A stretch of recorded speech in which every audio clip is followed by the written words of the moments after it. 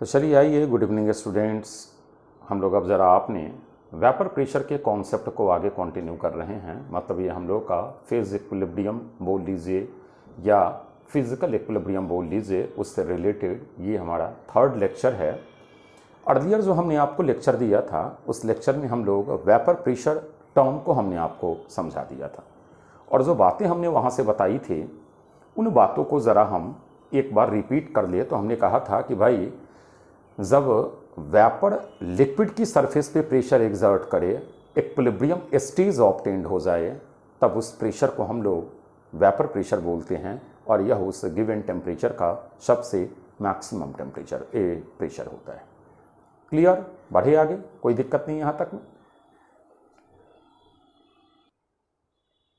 चलिए, तो अब जहाँ लास्ट हमने अपनी क्लास स्टॉप किया था, वहाँ हमने आपको बताया था कि भाई रेट ऑफ इवेपोरेशन जो होता है, रेट ऑफ इवेपोरेशन दिख रहा है, वो हम लोगों का डायरेक्टली प्रोपोर्शनल होता है। बताया हुआ है अर्लियर, दिख रहा है ना? वो डायरेक्टली प्रोपोर्शनल होता है number of solvent molecules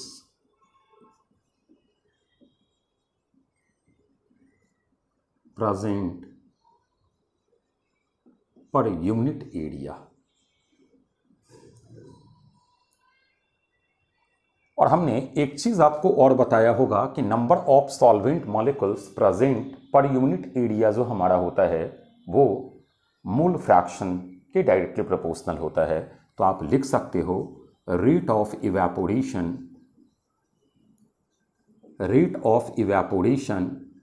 directly proportional to mole fraction of solvent. हम लोग प्रोपोर्शनैलिटी की साइन को हटाते हैं तो हम लोगों का आ गया rate of evaporation is equal to, मान लिया कोई एक प्रोपोर्शनैलिटी कांस्टेंट की है, into mole fraction of solvent. इसको हम लोग इक्वेशन फर्स्ट बना लेते हैं। अब फिर हम लोग आते हैं रेट ऑफ कंडेंसेशन पे।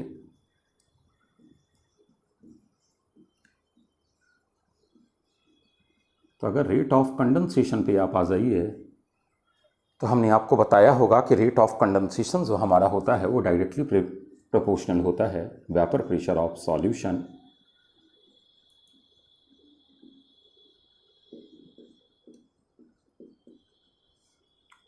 फिर हम लोग रेट ऑफ कंडेंसेशन प्रोपोर्शनैलिटी की साइन को हटाते हैं और के dash into vapour pressure of solution को पी ऑफ सॉल्यूशन लिखते हैं। उम्मीद करें यहां तक की बातें समझ में आ गई होंगी। ये हमारा इज इक्वल टू है, बढ़ा जाए, इसे हम लोग इक्वेशन सेकंड लेते हैं। अब हम लोग को पता है कि at equilibrium rate of vaporization rate of condensation के बराबर होता है। तो K into chi of solvent is equal to K naught into P of solution. This implies, क्या ये दोनों को बराबर करेंगे तो इज इक्वल टू नहीं आएगा क्या? This implies K by K dash is equal to P of solution divided by chi of solvent।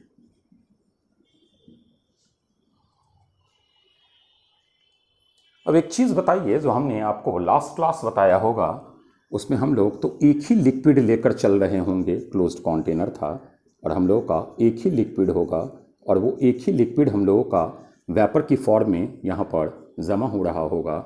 इसका मतलब है कि हमारा chi of solvent is equal to 1 होगा। क्यों काई ऑफ सॉल्वेंट 1 है? क्योंकि हमारे पास तो मात्र एक सिंगल सॉल्वेंट है, और अगर काई ऑफ सॉल्वेंट सिंगल कंपोनेंट है तो जो प्रेशर ऑफ सॉल्यूशन होगा वो तो पी नॉट ऑफ सॉल्वेंट के बराबर होगा। क्योंकि सिंगल कंपोनेंट है आपके पास, तो सिंगल कंपोनेंट का जो वेपर प्रेशर होगा वो उसका पी नॉट होगा। तो अब आइए, अगर हम ये वाली चीज ऊपर की चीज को मिटाते हैं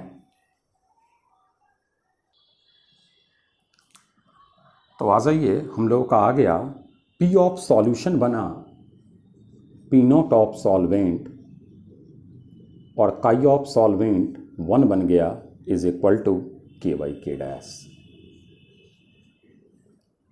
मतलब के बाई के डैश जो है वो हम लोगों का पी नॉट के बराबर है। This implies K by K naught is equal to P naught of solvent. अब आते हैं लौट कर इस इक्वेशन पर। मान लीजिए कि इसको हम लोग तीसरा इक्वेशन मान लेते हैं, थर्ड इक्वेशन। तो क्या था हम लोगों का, K into chi of solvent is equal to K dash into P of solution. K dash को इधर ले आइए तो के by K dash chi of solvent is equal to P of solution K by K naught P naught of solvent के बराबर है। तो P of solution is equal to P naught of solvent into chi of solvent. मतलब देखिए, अब यहाँ अलग बात है कि सॉल्यूशन हमारा सिंगल कंपोनेंट है तो सॉल्वेंट का ही हमारा प्रेशर आएगा। मतलब ये कितनी इंपॉर्टेंट बात आ गई कि जो हमारे वोलाटाइल कंपोनेंट होते हैं उन वोलाटाइल कंपोनेंट का अगर आपने वेपर प्रेशर निकालना है तो वो डायरेक्टली प्रोपोर्शनल होता है उसके मूल फ्रैक्शन के। यही डायरेक्टली प्रोपोर्शनल, इसी को देखिए अगर आप मैथमेटिकल फॉर्म में लिखते तो P of solution directly proportional to chi of solvent. अब यहाँ चूंकि सिंगल कंपोनेंट है तो सॉल्यूशन हमारा सॉल्वेंट ही होगा। आप चाहो तो इसको सॉल्वेंट लिख सकते हो और यही जो आप प्रोपोर्शनैलिटी का साइन हटाओगे तो यही हमारा बन जाएगा P of solution is equal to P naught of solvent into chi of solvent. एक ही चीज़ क्लियर करना है कि यहाँ पर जो हमारा लिक्विड था वो अकेला था, बाइनरी लिक्विड नहीं था, दो लिक्विड नहीं थे, लिक्विड के मिक्सर नहीं थे, एक अकेला लिक्विड था वो वेपराइज्ड हो रहा था और उसकी वेपराइजेशन और कंडेंसेशन के कारण हमारा एक वेपर प्रेशर आ रहा था। तो ये कंफ्यूज मत होना कि सर ये पी ऑफ सॉल्यूशन मतलब P of solution is your P of solvent. Solution तो तब होगा जब इसमें सॉल्यूट और सॉल्वेंट होंगे या कम से कम ये बाइनरी मिक्सचर होगा। क्लियर है? बातें यहां तक समझ में आ गई? कोई दिक्कत नहीं है? बढ़े आगे। चलिए अब हम लोग आते हैं एक बाइनरी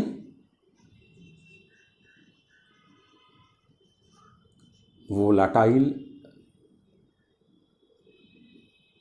लिक्विड मिक्सचर पर। इसका मतलब हो गया कि ए और बी लिक्विड मिक्सचर है। मतलब पहला जो हमारा सिचुएशन था वो सिर्फ अकेला ए था। देखिएगा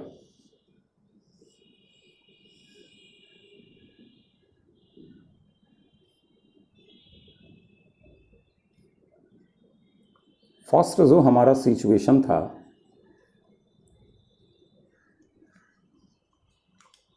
और था क्या, यहां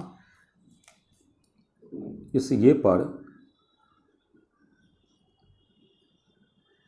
ये सारे ए के लिक्विड मिक्सर थे। ए है, ये सारा ए है आपका, या तो हमारा जो कॉम्पोजिशन है ये लिक्विड मिक्सचर है,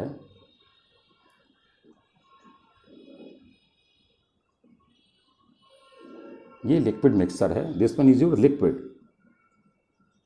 और बोल सकते हो pure liquid, pure liquid A है। यहां पर जो हमारा सिचुएशन है वो प्योर लिक्विड बी का है।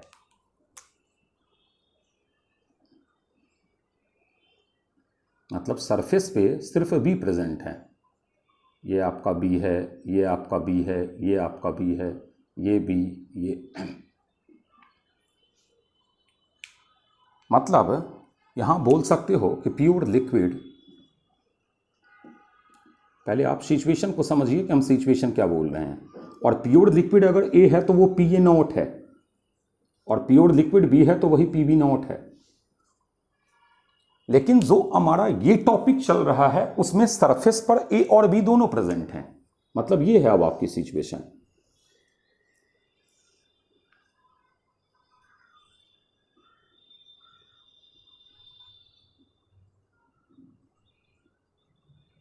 ये हमारा लिक्विड ए और बी का मिक्सचर है।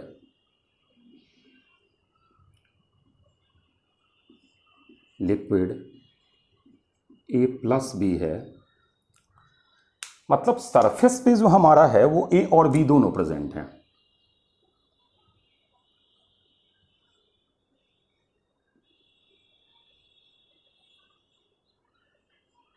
मान लीजिए ये ए तो ये बी, ये ए, ये बी, ये ए, ये बी, ये ए और ये बी।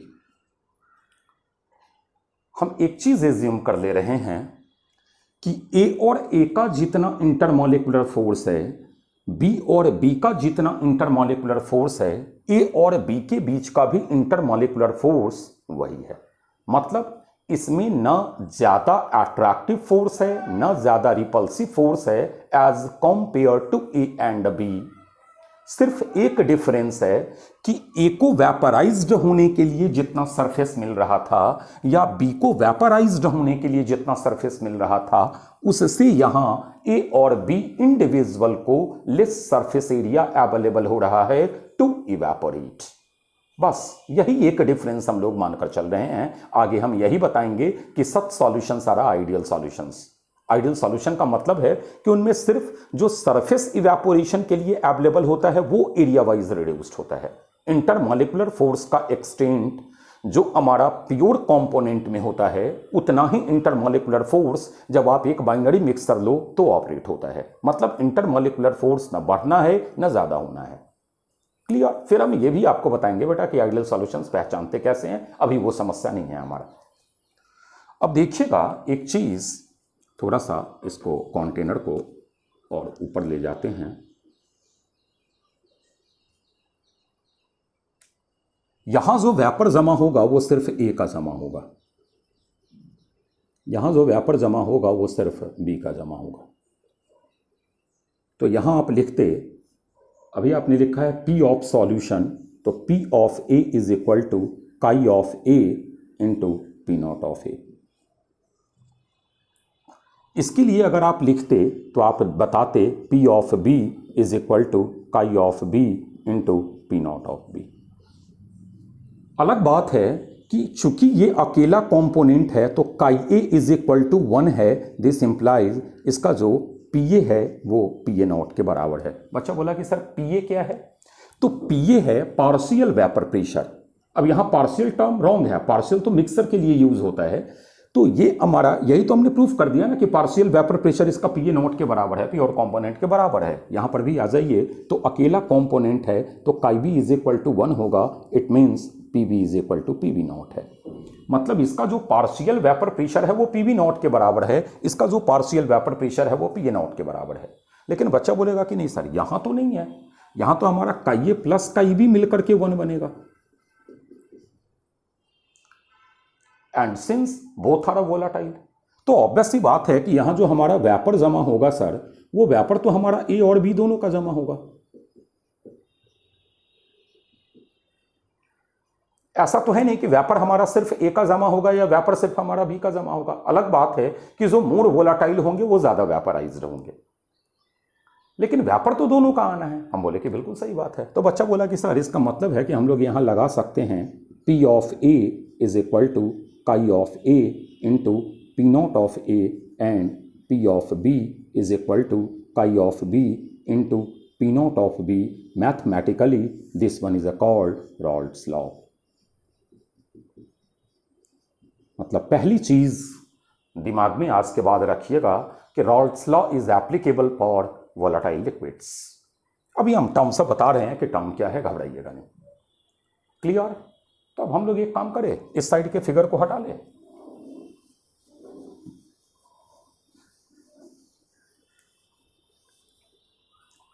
दो बातें दिमाग में रखिएगा कि जब भी आप रॉल्ड्स लॉ एक वोलाटाइल लिक्विड मिक्सर पे आप अप्लाई कर रहे हो तो लिक्विड दो कंडीशंस को फुलफिल करे। वो दोनों लिक्विड आपस में रिएक्ट ना करे और लिक्विड्स का आपस में एसोसिएशन या डिसोसिएशन नहीं हो रहा हो, मतलब वो लिक्विड टूट नहीं जाए, वो लिक्विड जुड़ नहीं जाए और वो केमिकली रिएक्ट नहीं होने चाहिए। इन कंडीशंस को आपने फुलफिल करना है।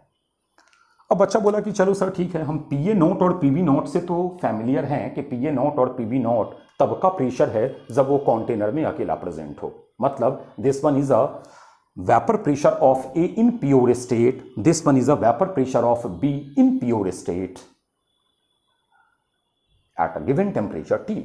एक गिवन टेम्परेचर T पर PA nought vapour pressure A का है प्योर स्टेट में। प्योर स्टेट का मतलब कि वो अकेला प्रेजेंट है, chi is equal to 1 for that component.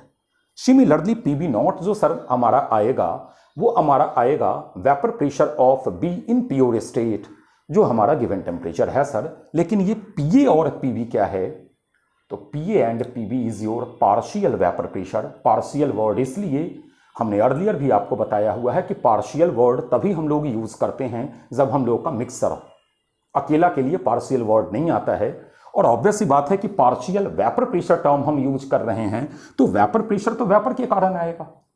तो PA is equal to partial vapour pressure of A and PB is equal to partial vapour pressure of B।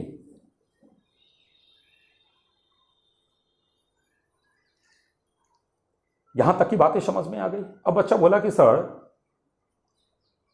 काइये क्या है हमारा, तो हम बोलेंगे कि बेटा अभी जस्ट पीछे आप देखो तो काइये था आपका mole fraction of A, mole fraction of A but in liquid composition. देखिए जहां हमने मैथमेटिकल फॉर्मूला निकाला है rate of evaporation is equal to rate of condensation, वहां जो हमारा काई आ रहा था वो काई सॉल्वेंट का काई था और सॉल्वेंट लिक्विड स्टेट पे था। It means mole fraction of A in liquid phase and similarly काई B is your mole fraction of B in liquid phase.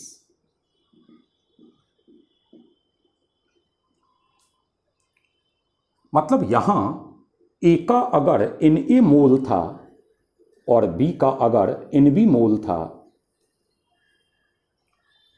Liquid phase में, Na और Nb A और B के लिक्विड फेज में मोल थे, तो A का जो मोल फ्रैक्शन होगा वो काइये होगा जो Na divided by Na plus Nb होगा, और इसका जो मोल फ्रैक्शन आएगा वो काइये आएगा। हम लोग सिंप्लिसिटी के लिए यहां लिक्विड डाल देते हैं ताकि किसी भी तरीके का आगे हमें कोई दिक्कत ना हो। अब एक बात बताइए कि टोटल प्रेशर कितना सॉल्यूशन एग्जर्ट करेगा, तो बच्चा बोलेगा कि सर पार्शियल प्रेशर तो समेटिव प्रॉपर्टी होता है तो जोड़ लो सर। तो P टोटल का मतलब sir P of solution is equal to PA plus PB, chi A PA nought plus chi B PB nought. हम इसके ग्राफ वगैरह पर भी आएंगे, अभी घबराइएगा नहीं, अभी हम एक जनरल व्यू आपको कॉन्सेप्ट दे रहे हैं। क्लियर है? अब आइए, कुछ वेपर तो यहां बन गया। अब कितना वेपराइज्ड हुआ, मतलब उनकी वेपर में कॉम्पोजिशन कितनी है। एक बात बताइएगा, यह partial pressure of A and B था, मतलब यह वेपर प्रेशर ही A और B का था इंडिविजुअली। हम इस वेपर के लिए, चूंकि ये नॉन रिएक्टिंग लिक्विड था, तो इसका जो वेपर बनेगा वो भी नॉन रिएक्टिंग होगा। तो सर इसका मतलब है कि हम उन नॉन रिएक्टिंग जो वेपर्स बने हैं उन पर डाल्टन्स लॉ लगा सकते हैं। तो Dalton's law PA is equal to partial pressure of A again P total into mole fraction of A but in vapour phase. Sir ये भी पार्शियल प्रेशर ऑफ A है और ये भी पार्शियल प्रेशर ऑफ A है। हम बोले जी हां, क्योंकि प्रेशर तो वेपर के कारण ही आएगा। लेकिन ये फॉर्मूला और ये फॉर्मूला डिफरेंट इसलिए है कि इसको जब आप पार्शियल प्रेशर के तौर पर मेजर कर रहे हो तो आप मोल फ्रैक्शन लिक्विड कंपोनेंट का ले रहे हो, लेकिन जब आप इसे ले रहे हो पार्शियल प्रेशर के तौर पर तो आप मोल फ्रैक्शन वेपर कंपोजिशन का ले रहे हो। इट मींस जब आप न्यूमेरिकल कैलकुलेट कर रहे हो और मान लो कि आपको लिक्विड के मोल्स पता हैं और पार्शियल प्रेशर या पी टोटल निकालना है, तो हमें कोई जरूरत नहीं है कि हम उनके वेपर के कॉम्पोजिशन जाने तभी हम उनका पार्शियल प्रेशर निकाल सकते हैं। हम उनके लिक्विड कॉम्पोजिशन से भी पार्शियल प्रेशर फाइंड आउट कर सकते हैं। सिमिलरली बच्चा बोलेगा कि sir PB is equal to हमारा P total into chi B of V आएगा, और सर क्या हम इस P A plus P B को जोड़ेंगे तो वो सर इसके बराबर आएगा क्या? बिल्कुल आना है, नहीं आने का कोई सवाल ही नहीं है। फॉर्मूले का दो डिफरेंट फॉर्मेट। बच्चा बोलेगा कि सर यहाँ का पी ए अलग है, यहाँ का पी ए अलग है। सर ये तो दो डिफरेंट फॉर्मूले को रिप्रेजेंट कर रहा है। आपको लग रहा है कि दो डिफरेंट रिप्रेजेंटेशन है, दो डिफरेंट फॉर्मूला है, लेकिन जब आप एक न्यूमेरिकल में कैलकुलेट करोगे तो वो मैग्नीट्यूड दोनों का सेम आएगा। इसलिए ये दो डिफरेंट है, क्योंकि यहां आप मोल फ्रैक्शन लिक्विड फेज का ले रहे हो, यहां आप मोल फ्रैक्शन वेपर फेज का ले रहे हो। क्लियर है? यहां तक में तो कोई दिक्कत नहीं। बढ़ा जाए आगे। अब अगर आ जाइए तो दोनों पार्शियल प्रेशर ही है। दो डिफरेंट कंपोनेंट में जब हमने, दो डिफरेंट फेज में जब हमने मोल फ्रैक्शन मेजर किया है तो उन दोनों को आपस में बराबर होना चाहिए। तो एक था हमारा पीएजो आया था, वो आया था chi A liquid into P A naught is equal to chi A vapour phase into P total.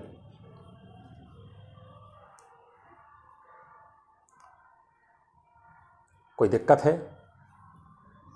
तो chi A vapour is equal to sir हम लोगों का आ जाएगा chi A liquid into P A naught by P total.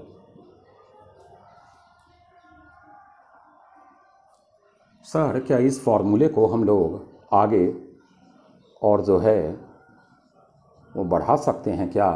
ऐसा sir लिख सकते हैं क्या? Chi A liquid into P A not plus chi B liquid into P B nought. हम बोलेंगे क्यों नहीं लिख सकते हो भाई, पी टोटल तो यही था ही। बच्चा बोला कि अच्छा सर, मतलब सिमिलरली अगर हम काई बी इन वेपर फेज में निकाले तो ये हमारा आ जाएगा sir chi B liquid phase into P B naught divided by sir chi A liquid phase into P A not plus chi B liquid phase into P B naught. Sir clear है? मतलब इस help से आप ये पता कर सकते हो कि जो हमारा गिवन मोल लिक्विड का था उसका कितना पार्ट, क्योंकि मोल फ्रैक्शन पार्ट होता है, उसका कितना पार्ट वेपर में कन्वर्ट हुआ है। क्लियर? यहां तक की बात में उम्मीद करें कोई दिक्कत नहीं है। बढ़ा जाए आगे।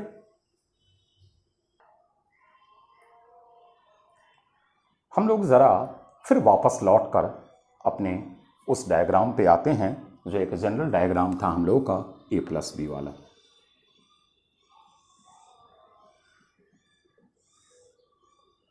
ये हमारा ए प्लस बी दोनों पड़ा हुआ था, आइडियली बिहेव कर रहा है। मतलब ए और बी के इंटरमॉलिकुलर फोर्स जो हैं वो प्योर ए और प्योर बी के इंटरमॉलिकुलर फोर्स से न ज़्यादा है न कम है।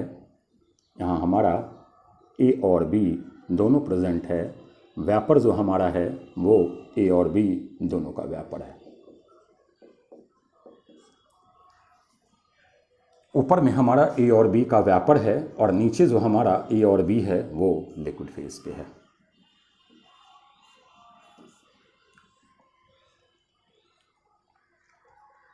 कोई दिक्कत नहीं है। अब जरा बातों को केयरफुली सुनिएगा। अब हम क्या किए, इस वेपर को कलेक्ट कर लिए, ले आए वेपर को कलेक्ट करके। इस वेपर को कलेक्ट किए और कलेक्ट करके कॉन्डेंस्ड कर दिए सेम टेम्परेचर पे। जैसे ही आप कंडेंस्ड करोगे वो आपका लिक्विड में कन्वर्ट हो जाएगा। मतलब आ गया, अब इसको दूसरे मान लीजिए कंटेनर में हमने डाल दिया।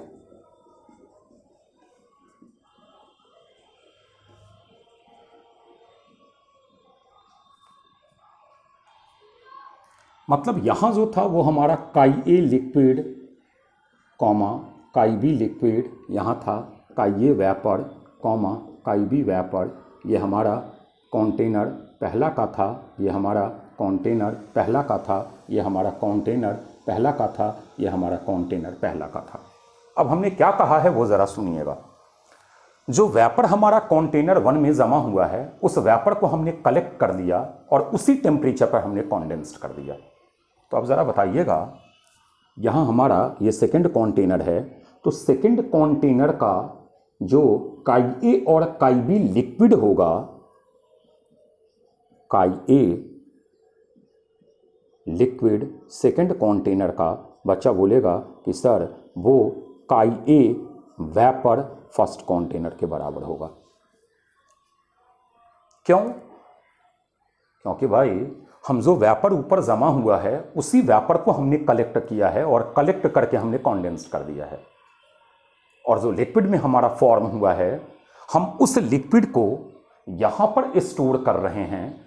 मतलब काई ए वेपर और काई बी वेपर जो फर्स्ट कंटेनर का था उसको जो हम दूसरे कंटेनर में स्टोर कर रहे हैं, तो जो दूसरे कंटेनर का काई ए लिक्विड और काई बी लिक्विड होगा वो पहले कंटेनर के काई ए वेपर और काई बी वेपर के बराबर होगा। मतलब बच्चा बोलेगा कि अच्छा, मतलब काई बी लिक्विड जो हमारा सेकंड कंटेनर का है सर, वो हमारा काई बी वेपर फर्स्ट कंटेनर के बराबर होगा। हम बोले जी हाँ, बिल्कुल सही बात है, यही होना ही है। समझ में ही नहीं आई बातें? क्लियर है? अब आपको एक बार बार वर्ड मिलेगा इस चैप्टर के अंदर, और वो वर्ड मिलेगा डिस्टिलेट। क्या होता है डिस्टिलेट? सुनिएगा।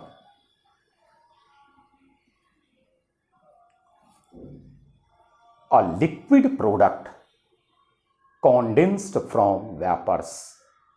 A liquid product, ये लिक्विड है।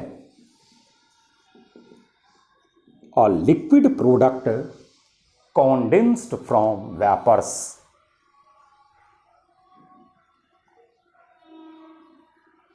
आगे एक वर्ड होता है, बाद में जानेंगे उसे। During distillation is called distillates.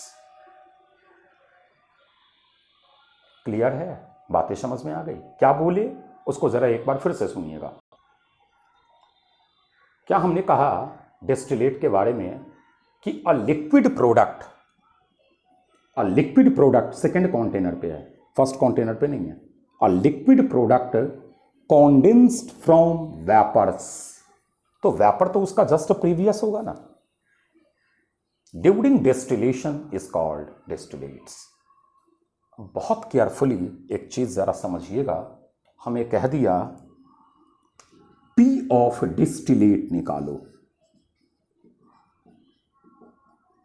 अब आप ही बताइए, पी ऑफ डिस्टिलेट निकालना है तो आप फर्स्ट कंटेनर देखोगे या सेकंड कंटेनर देखोगे? तो बच्चा बोलेगा कि सेकंड कंटेनर देखेंगे सर, क्योंकि डिस्टिलेट्स तो हमारा सेकंड कंटेनर पे प्रेजेंट है। और P of distillate is equal to हो जाएगा sir P A not into chi A liquid phase second container का plus P V naught chi B liquid second container का। सर कोई दिक्कत है? कोई दिक्कत नहीं ना? चलिए थोड़ा सा ऊपर का फिगर हम मिटाते हैं ताकि जगह कम है, लिख सके बातों को। क्या हम बोले, ये ज़रा आप केयरफुली देखिएगा। हमने कहा कि भाई आप पी ऑफ डिस्टिलेट निकालो, तो बच्चा बोलेगा कि सर डिस्टिलेट तो हमारा सेकंड कंटेनर में जमा है, तो रॉल्ट्स लॉ लगाएंगे सर। तो P A not into chi A liquid second container का plus P B nought into chi B liquid second container का। अब एक बच्चा बोलेगा कि सर एक काम करो ना। हम बोले क्या भाई? तो पी ए नॉट और काइए लिक्विड सेकेंड कंटेनर का, वो तो काइए वेपर फर्स्ट कंटेनर का है सर, तो काइए वेपर फर्स्ट कंटेनर का plus P V not into chi B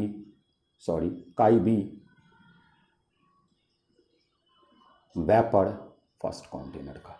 मतलब एक चीज़ बताइए कि डिस्टिलेट का जब आप प्रेशर निकाल रहे होते हो तो जो लिक्विड कॉम्पोजिशन वाला यहाँ वेपर आता है वो जस्ट एक पीछे आ जाता है।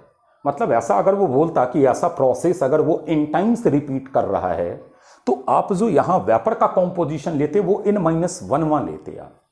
मतलब N-1 में जो वेपर का कॉम्पोजिशन होगा वह आपका nth time pressure of distillate produce कर देता।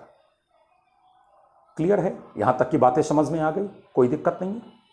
तो अभी इसे यहीं तक रख रहे हैं, अभी तो ये और आगे रॉल्स लॉ वगैरह बढ़ेगा, अभी घबराना नहीं है। क्लियर? तो चलिए, ओके, थैंक यू।